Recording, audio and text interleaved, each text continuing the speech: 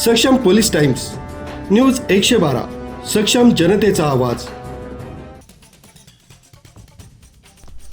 उन्हाची तीव्रता वाढू लागल्यानं पालेभाज्या आणि फळभाज्यांवरही त्याचा परिणाम दिसून येतोय। तापमानाचा पारा चढताच भाज्यांच्या दरात वाढ होऊ लागली असून पुढील 3 महिने भाजीपाला आणखीन महागण्याची शक्यता व्यक्त केली जाते। पुरवठा सुरळीत असला तरी बाजारात मागणी वाढताना दिसत असल्यानं दर वाढत असल्याचं विक्रेत्यांचं म्हणणं आहे।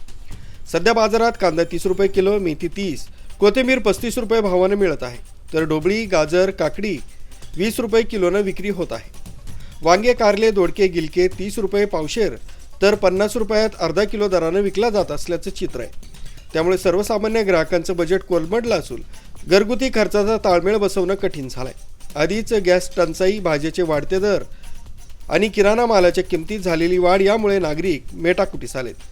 दरम्यान आंतरराष्ट्रीय घडामोडींचा परिणामही कृषी क्षेत्रावर होताना दिसतोय। युद्धजन्य परिस्थितीमुळे कांदा आणि फळांची निर्यात काही प्रमाणात ठप्प झाल्यानं शेतकऱ्यांचं नुकसान होतंय। यंदा पावसाळ्यातही विविध कारणांमुळे शेतकऱ्यांना फटका बसला। त्यातच सध्याच्या परिस्थितीमुळे शेतकरीही अडचणीत सापडलेत।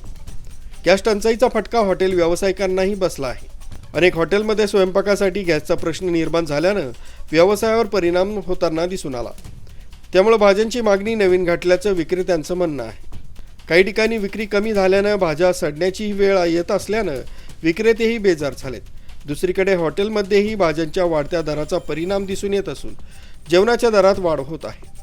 त्यामुळे विद्यार्थी तसंच नोकरी करणाऱ्या चाकरमानी वर्गाचे हाल होताना दिसून येत आहे। एकूणच येत्या 3 महिन्यात भाज्यांचे दर आणखीन वाढण्याची शक्यता असल्यानं सर्वसामान्यांसाठी ही परिस्थिती अधिक जिकिरीची ठरणार असल्याचं चित्र आहे। न्यूज ब्युरो, सक्षम police times, news 112, Nashik road.